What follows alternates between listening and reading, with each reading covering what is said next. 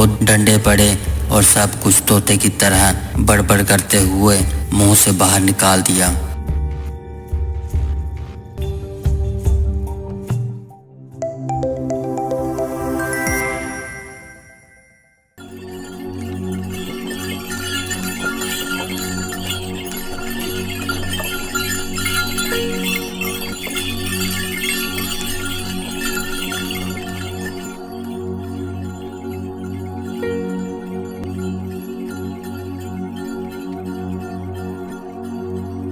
बिलासपुर गांव में चोरियां दिनों दिन बढ़ती जा रही थीं और चोर भी हाथ में नहीं आ रहा था। दरोगा जी को रोज शिकायतें मिलती थीं और दरोगा जी भी परेशान हो चुके थे। उसी गांव में एक परिवार रहता था जिनकी हालत बहुत बुरी थी। किशोरी लाल का एक बेटा था जो हमेशा चिंता में डूबा रहता था।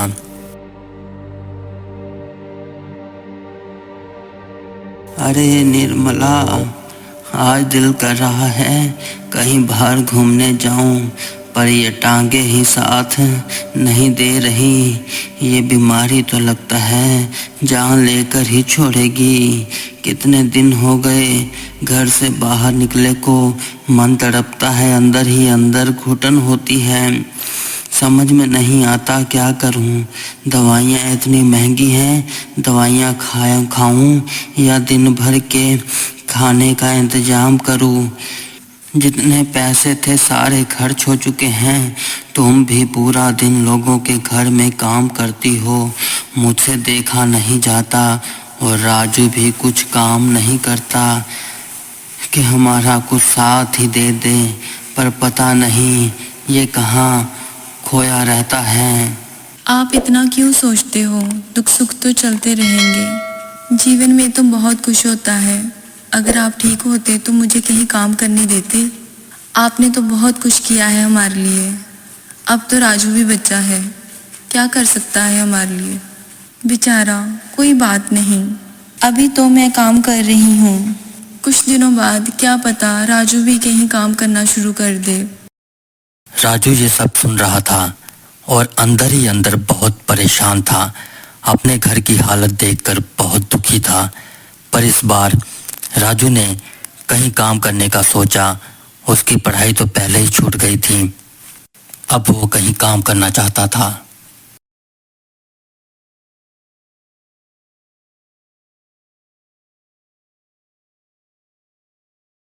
अरे सुनिए सेठ जी, मुझे काम की बहुत ज़रूरत है, क्या मुझे काम मिल सकता है? अरे बेटा, पहले ही मेरे पास 2 लड़के काम कर रहे हैं। इतना धंधा भी अच्छा नहीं चल रहा। अभी इनकी तनख्वाह ही बहुत मुश्किल से निकालनी पड़ती है। कुछ दिनों बाद आ जाना, फिर देखूंगा, फिर कुछ सोच कर बताऊंगा।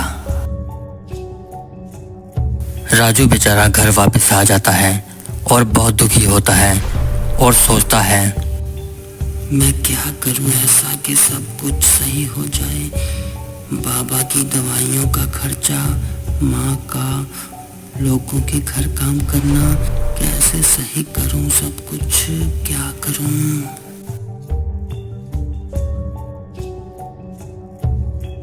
वो ये सब सोचते सोचते सो जाता है।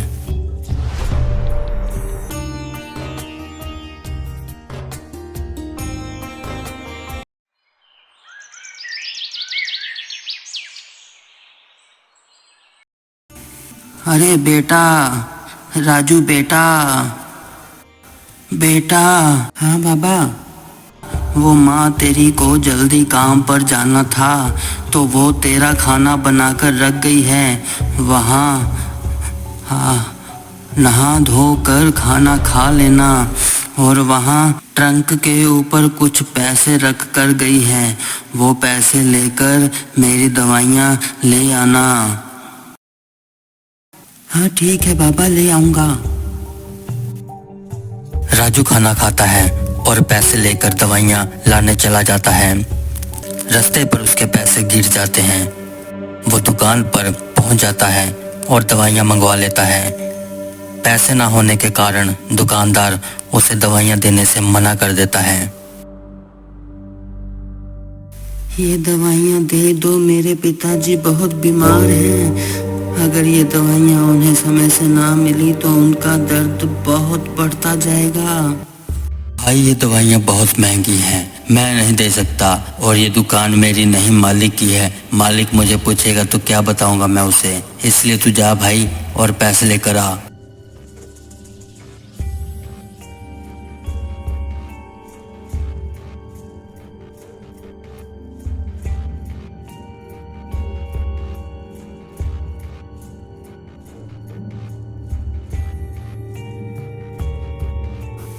आ गया बेटा। अरे ला जल्दी से दवाइयाँ ला, मेरी टांगें बहुत दर्द हो रही हैं, अब तो सहन नहीं हो पा रहा। बाबा बाबा, वो जो सुबह पैसे लेकर गया था वो रास्ते में कहीं खो गए। पैसे गिर गए? हे भगवान, इस लड़के का क्या करूं मैं। इसे एक काम कहा था वो भी ढंग से नहीं किया इसने, अब मैं क्या करूं। अरे बच्चा है, क्या हो गया? गिर गए तो कुछ नहीं होता, कल मालकिन से पैसे उधार मांग लूंगी, कल ले आएगा।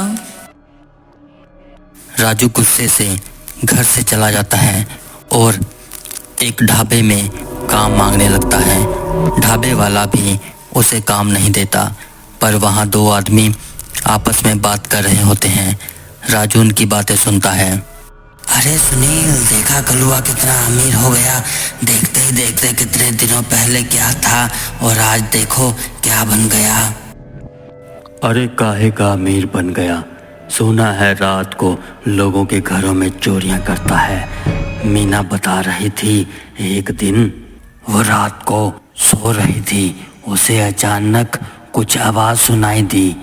जब वो बाहर निकली तो उसने देखा मंगल के घर से चोरी करके वो निकल रहा था।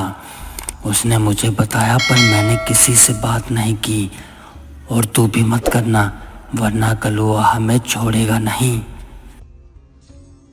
राजू भी उन दोनों की बात सुनकर सोचता है अब कुछ ऐसा ही करना पड़ेगा। उसके घर के हालात भी कुछ ठीक नहीं थे और उसे काम भी नहीं मिल पा रहा था। वो ऐसा ही करता है। एक रात को देखता है कि सब सो गए हैं और सेठ के घर चोरी करने चला जाता है। सेठ गहरी नींद में सोया हुआ था, पर सेठ ने अपनी तिजोरी में एक घंटी लगाई हुई थी। जब राजू ने चोरी करने के लिए तिजोरी को खोला तो घंटी बजने लगी। सेठ की नींद खुल जाती है और राजू पकड़ा जाता है। सेठ राजू को पुलिस के हवाले करवा देता है। मैंने चोरी नहीं की, मैंने चोरी नहीं की। सच बताओ, आज तक कितनी चोरियां की हैं तुमने? और सब सच सच बताना, वरना ये डंडा देख ले, ऐसी से पिटाई होगी तेरी। और ये एक बार पढ़ना शुरू हो गया तो रुकने का नाम नहीं लेगा।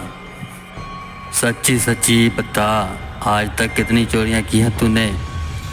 बहुत सारी शिकायतें मिली हैं हमें, हम भी बहुत दिनों से तलाश कर रहे थे, पर तू इतनी होशियारी से चोरी करता था कि हाथ में ही नहीं आ पा रहा था। सच बोल, किस किस के घर में चोरी की है तूने? सच में बोल रहा हूँ साहब। मैं घर से निकला था, ढाबे में काम मांगने, वहाँ दो लोग आपस में बात कर रहे थे। मैं सुनने लगा, वो बोल रहे थे कलुआ कितना अमीर है, कलुआ कितना अमीर हो गया चोरियाँ कर करके। बस मेरे मन में भी लालच जा गया और मैं यहाँ फंस गया। मेरे घर में मेरे बाबा दवाइयों की वजह से तड़प रहे होंगे। मुझे जाने दो साहब, जाने दो, वरना वो मर जाएंगे। दरोगा जी सोचते हैं क्यों ना इसके घर जाया जाए और देखा जाए सच में इसके घर में ये हालत है या फिर ये बस बचने के लिए झूठ बोल रहा है। चल फिर तेरे घर ही चलते हैं और देखा जाए तू सच बोल रहा है या झूठ। साहब मेरे घर पर कुछ ना बताना, वरना बाबा और माँ सहन नहीं कर पाएंगे। अरे नहीं बताऊंगा, चलो। दरोगा राजू को साथ लेकर उसके घर चला जाता है और जाकर देखता है राजू जो कुछ बोल रहा था सच बोल रहा था। फिर दरोगा जी राजू के परिवार की मदद करते हैं, उन्हें पैसे देते हैं। आपका बेटा बहुत होशियार है, इसे पढ़ाइए, स्कूल भेजिए ताकि ये पढ़ लिख कर एक काबिल इंसान बन सके और आप दोनों का सहारा बन सके। फिर दरोगा जी कल्लुए के घर पर निगरानी रखते हैं। एक रात को दरोगा जी कल्लुए के घर के बाहर निगरानी रख रहे थे। कल्लुआ घर से निकला, दरोगा जी भी उसके पीछे पीछे चल दिए।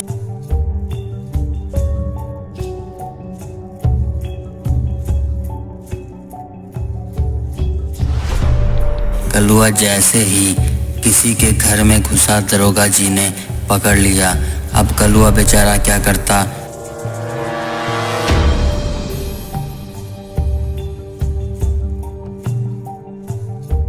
दो डंडे पड़े और सब कुछ तोते की तरह बड़बड़ करते हुए मुंह से बाहर निकाल दिया।